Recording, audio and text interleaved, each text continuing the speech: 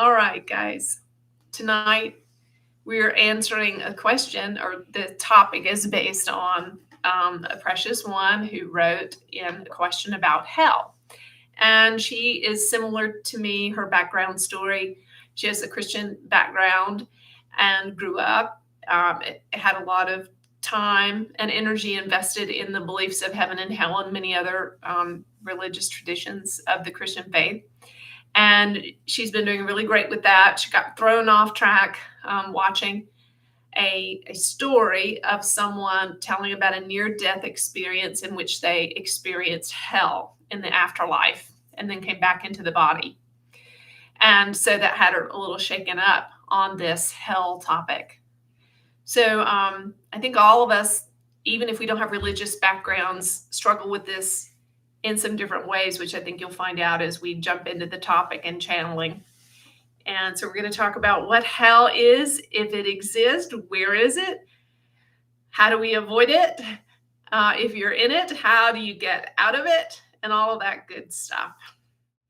Okay, I'm going to start by just reading a couple of bits from the first book of Judah. If you guys don't have it, the answer to all your questions. And there's a section in here where Judah talked about hell. So I'm going to read a little bit of that before we jump into live channeling. And it starts here. The dream of hell. Some humans perish in a state of unconsciousness without a viable connection to their own soul or source.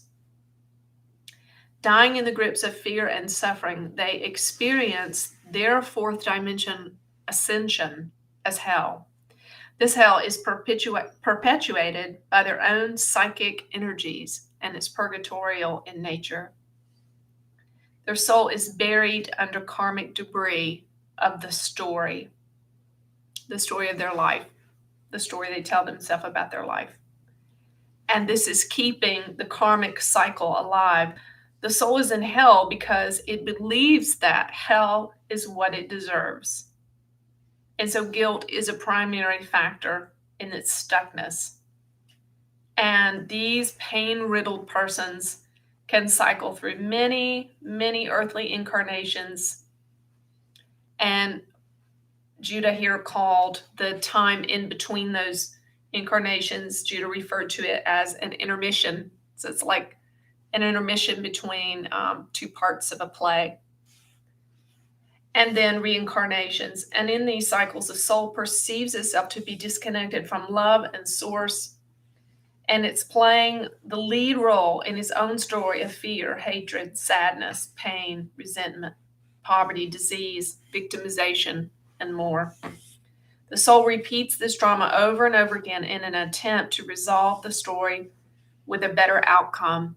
The soul is striving to find its happy ending, not understanding that there are no happy endings without connection to the soul and to source. And the questioner said, is hell real? And if so, where is it? And Judah said, hell is not a geographical location. It's a psychic state of fear and suffering that can be experienced both on world and off world. It can be experienced in the body and out of the physical body. It's a fourth dimensional reality for many, and the fourth dimension being the realm of thought and emotion. And I think that's there's a lot more if you are interested, but let's go into live channeling from here.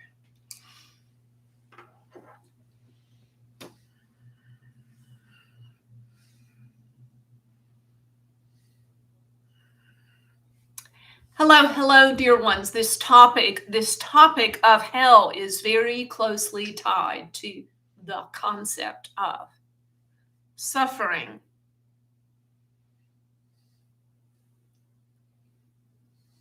Suffering is a state of being that is unique to egoic structures. And egoic structures can have many, many faces, labels, designations: anxiety, fear, dis-ease, depression, sadness, suicidal ideation. arrogance, narcissism, so many other labels. It's all the things that you did not come here to be, that you do not wish to be, that you wish were only a dream. And in truth,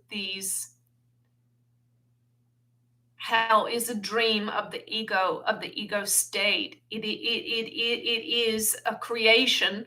Like all things, you are creating your own reality. So hell is not a geographical location created by a wicked and harsh master who wishes to punish.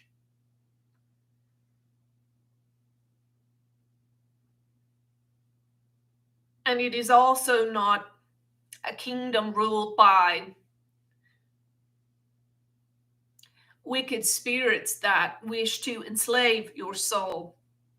Are there dark spirits that would like to have your company? Yes, for certain. But they don't have the legislation or the authority to dictate how you will spend the moments of your soul's evolution. That is for you to decide. That is for you to decide.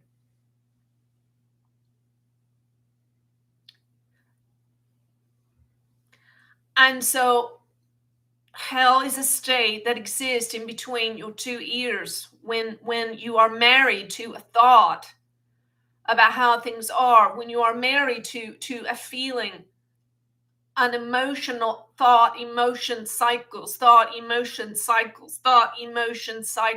thought always has an emotion, and the emotion always has a thought. And the thought feeds the emotion, and the emotion feeds the thought. And around you go on this karmic wheel of hell.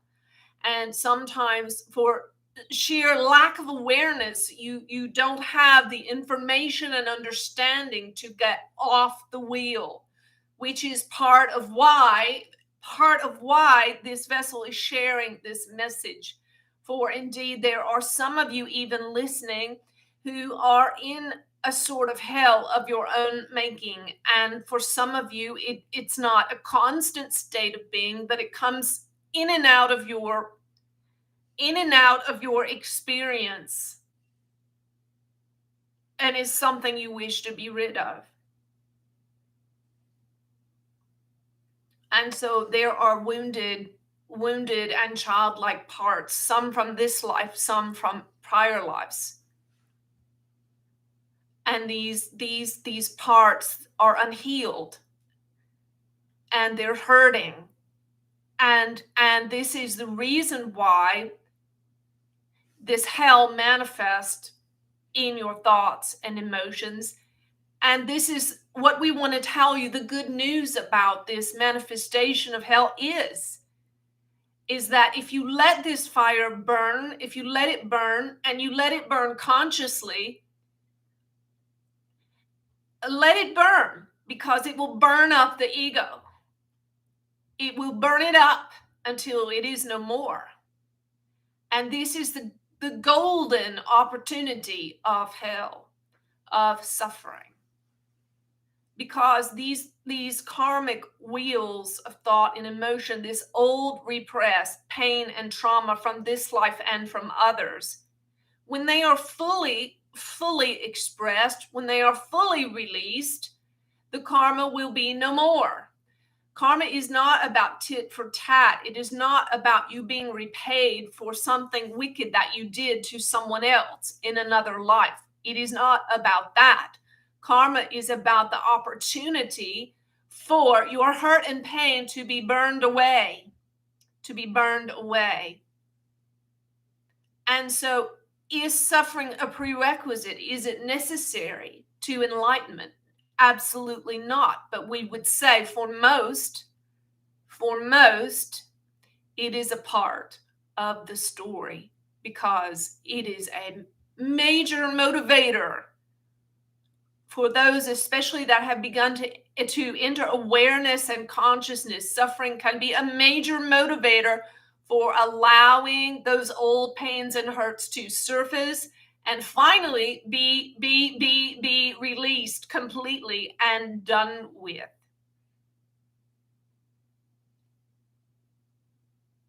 And so herein is the gift.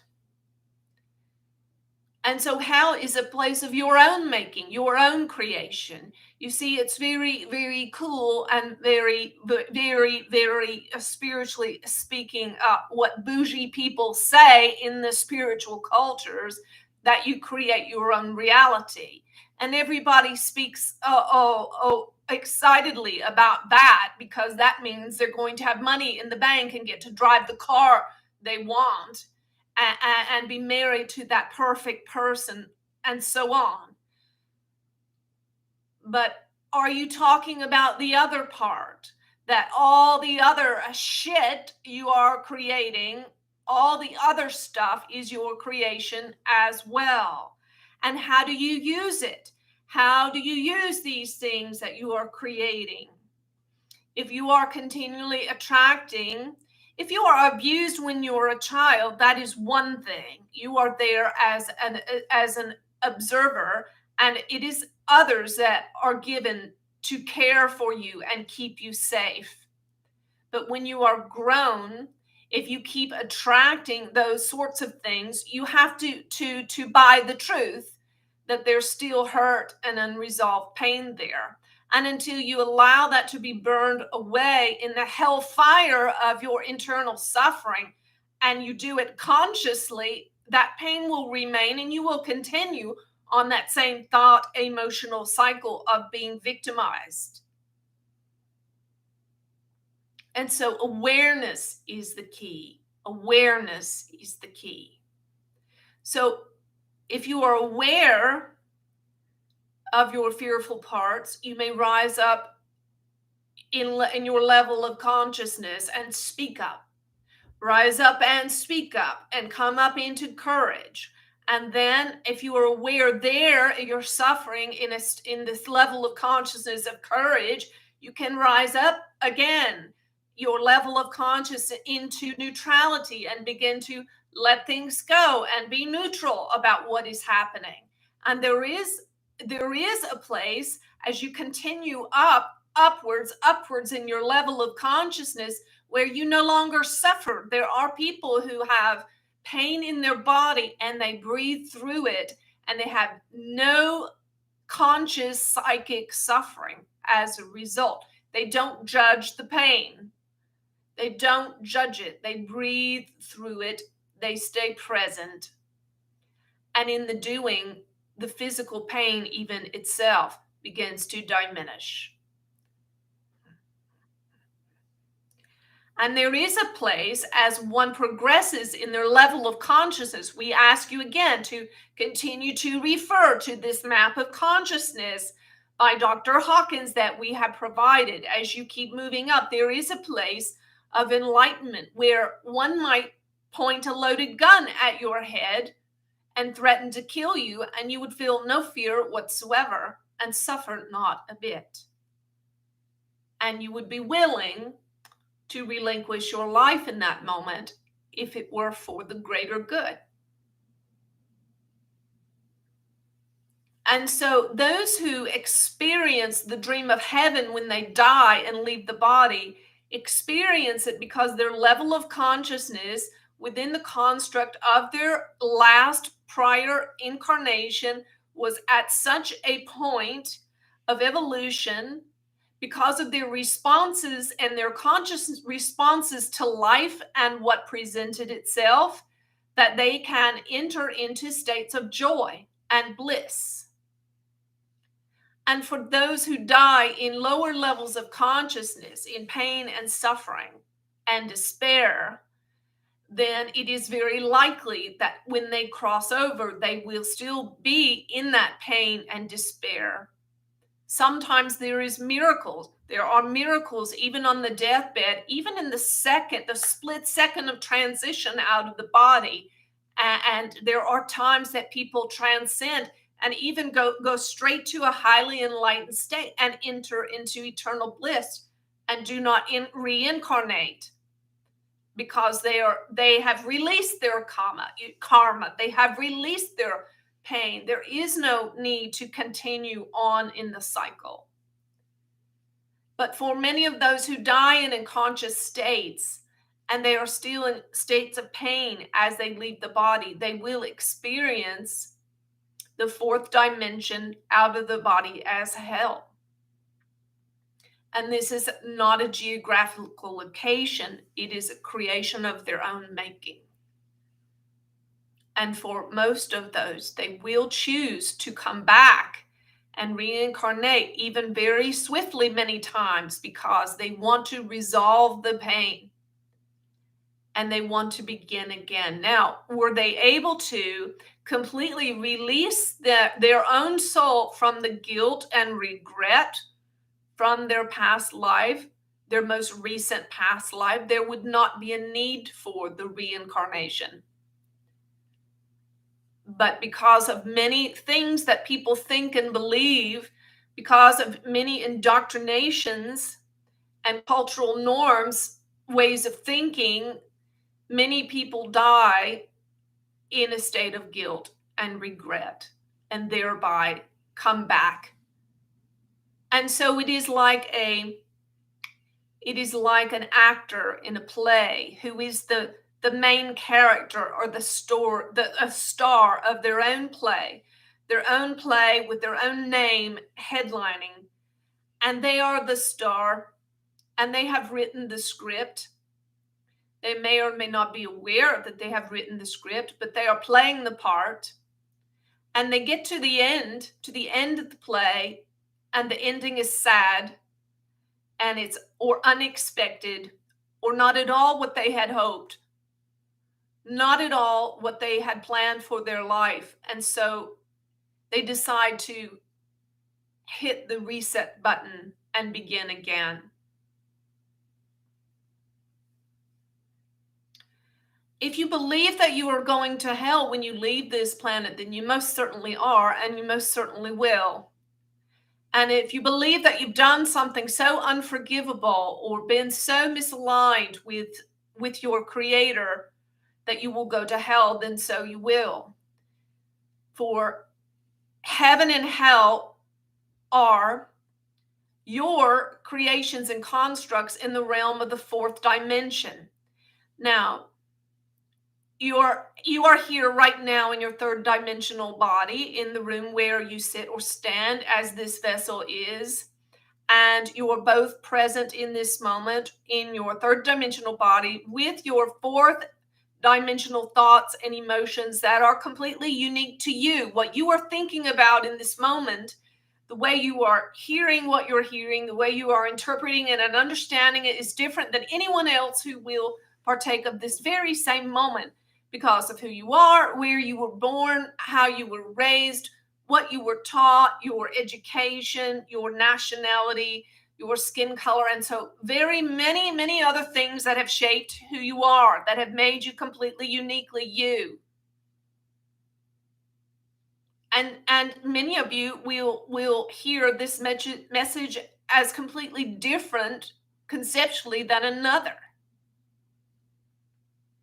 Now, when you die and you're no longer in your body, then of course you are fourth dimensional in nature. You are a spirit in the ether without a body, there with millions, multitudes, and billions of other souls, angelic souls, other cosmic, extraterrestrial, and interstellar races, extra dimensional beings of every kind, and many human souls which have passed on and are no longer in the body. And there you will create your reality and your associations in the fourth dimension, be they heaven or hell or something in between, and also your associations there.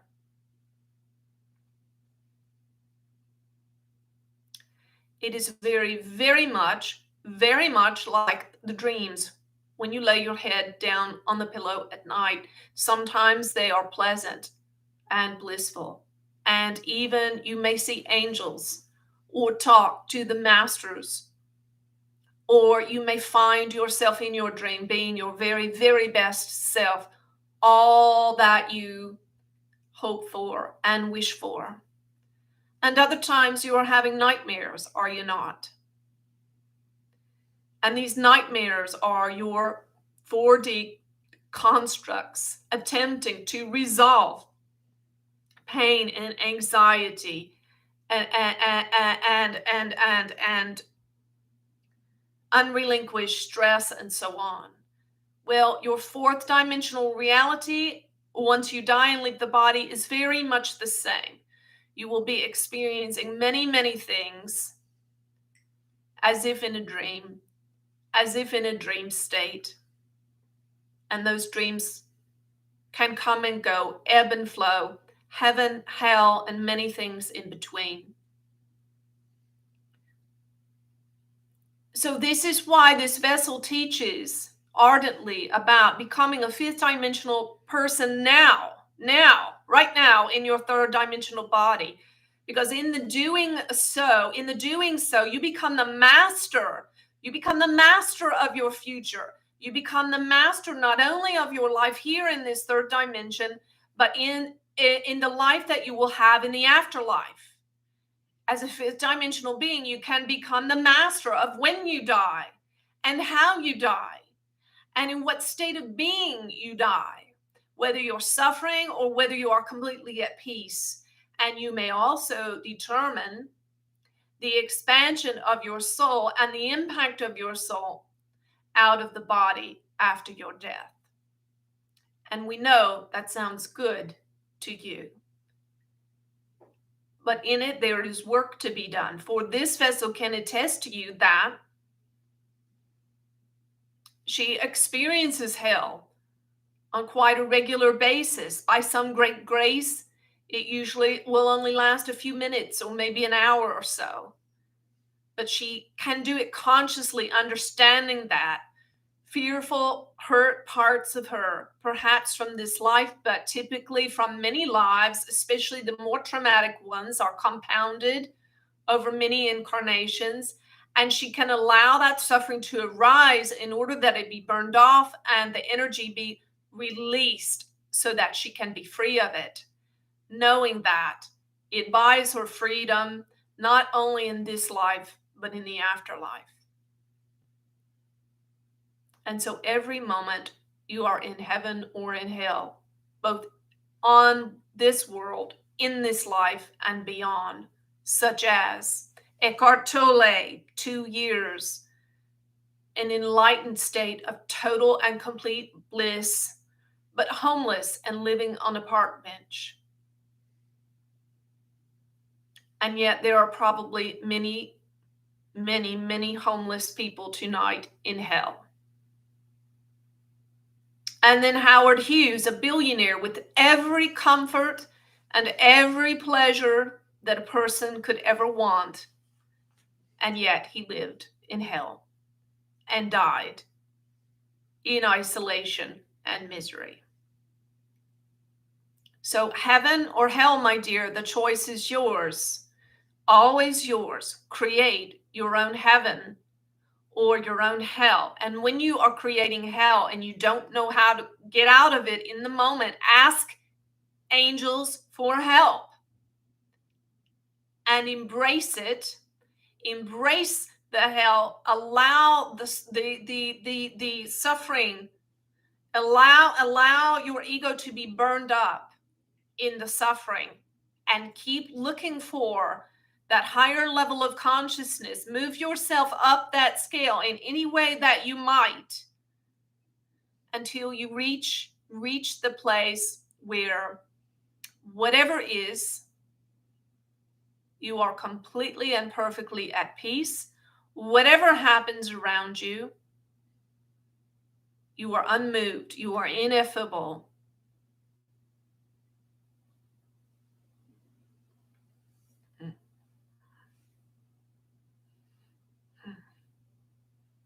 Anything on that you want to share?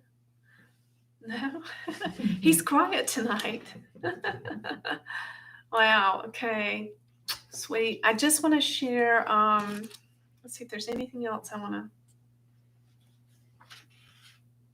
One thing I wanted to share, I don't know if you guys have encountered Don Miguel Ruiz, but if you haven't encountered him, he is truly an enlightened being, and I would highly recommend starting with the 4 agreements. And there are 4 principles to really live your life by. They never fail to help me out, ever.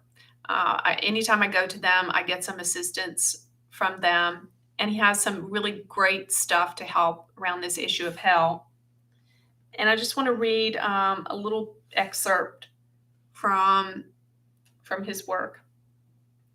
And I'll back up I'll read you a little story of mine, then leading into his. This is more from Judah's book. And this is a story I wrote about, an experience I had. Once the vessel was walking down the beach on the most glorious of days. The surf, the sun, and the sunshine were breathtaking, and the temperature was perfect. She saw on the shoreline a beautiful, healthy young couple sitting there side by side. And as she approached, she saw hatred and fear contorting their faces and heard their angry words floating through the air. This couple had somehow managed to create hell in the midst of heaven. We have found that many humans are adept at this, being both physically and psychically addicted to suffering and victimization. That was definitely my story for sure.